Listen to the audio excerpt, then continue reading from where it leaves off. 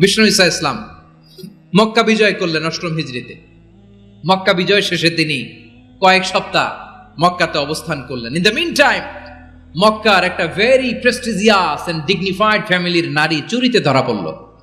কিসে ধরা পড়ল? সবাই বলেন কিসে? আমাদের সমাজে আসেনি এটা? আছে? ছোট না বড়?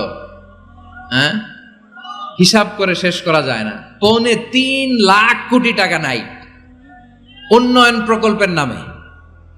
উন্নয়ন প্রকল্পের নামে ৩.৫ লাখ কোটি টাকা নাই। ৩.৫ লাখ কোটি টাকা লিখতে পারবেন আপনি? এক টানে লিখতে পারবেন? বুঝতেছেন কত বড় সংখ্যা?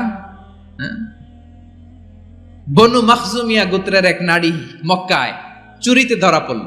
বলেন তো চুরি করলে বিধান কি? কি কাটতে হবে? চুরির বিধান হলো হাত কেটে দাও। তাও সেটা গোপনে নয়, প্রকাশ্যে জনসম্মুখে হাত কেটে দাও। বনু মাখজুমিয়া গোত্রের নারী যখন চুরিতে ধরা পড়লো, সাহাবারা চিন্তায় পড়ে গেলেন।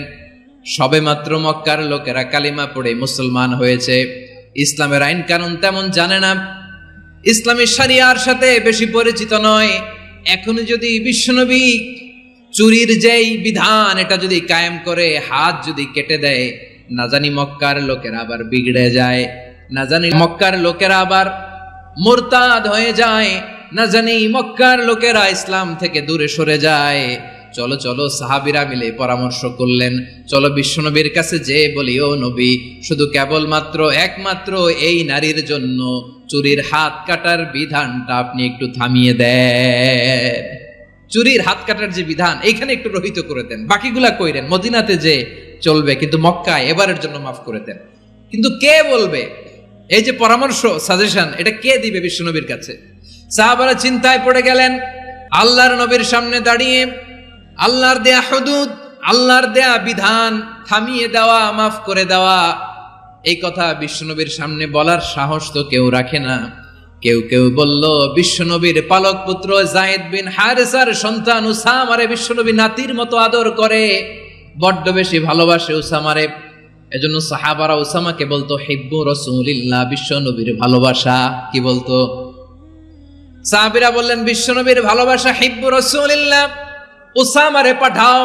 উসামারে বিশ্বনবী নাতির মতো স্নেহ করে, মায়া করে, ভালোবাসে। আমরা পারবো না, উসামা পারবে। সবাই মিলে ফুলিয়ে ফুসিয়ে ওসামাকে, ছোট্ট ওসামাকে রাজি করালো। ওসামা, এমন এমন কথা যে তুমি বিশ্বনবীর কাছে বলতে হবে, পারবা নাকি? ওসামা বলে, পারবো। সাইয়েদনা ওসামা রাদিয়াল্লাহু তাআলা আনহু তরুণ সাহাবী বিশ্বনবীর কাছে গেলেন, যে বললেন, নবী, বনু মাখজুমিয়া গোত্রের এক নারী চুরিতে ধরা পড়েছে, এবারের জন্য কি এই মহিলাটারে মাফ করে দিলে হয় না? এবারের জন্য একটু ক্ষমা করা যায় না নবী? বিশ্বনবী বলেন, আতাশফাউ ফি হাদ্দিম মিন হুদুদিল্লাহ, তোমার এত বড় সাহস উসামা, তুমি আল্লাহর হাত, আল্লাহর দেয়া বিধান, এটার ব্যাপারে সুপারিশ করতে এসেছো?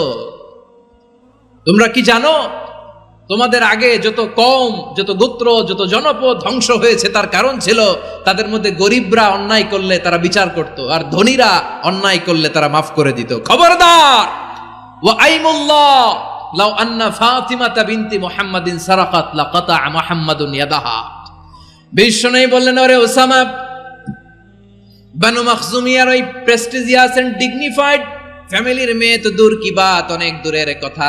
জেনে রেখো ওসামা, আমার কলিজার টুকরা, নয়নের পুটুলি ফাতেমাও যদি মক্কার জমিনে আজকে এই চুরির দায়ে ধরা পড়তো, আমি বিশ্বনবী মুহাম্মাদুর রাসূলুল্লাহ ধরে ফাতেমার ডান হাতটা কেটে দিতে এক বিলম্ব দেরি করতাম না। ইন্নাল্লাহা ইয়া'মুরু বিল আদল, আমাদেরকে জাস্টিস শিখায় পশ্চিমারা, আমাদেরকে ইনসাফ শিখায়, আমাদেরকে সুশাসন শিখায়। আর ইনসাফ, সুশাসন, ন্যায় বিচার, সুবিচার, জাস্টিস কারে বলে বিশ্বনবীর বায়োগ্রাফি থেকে জেনে নাও।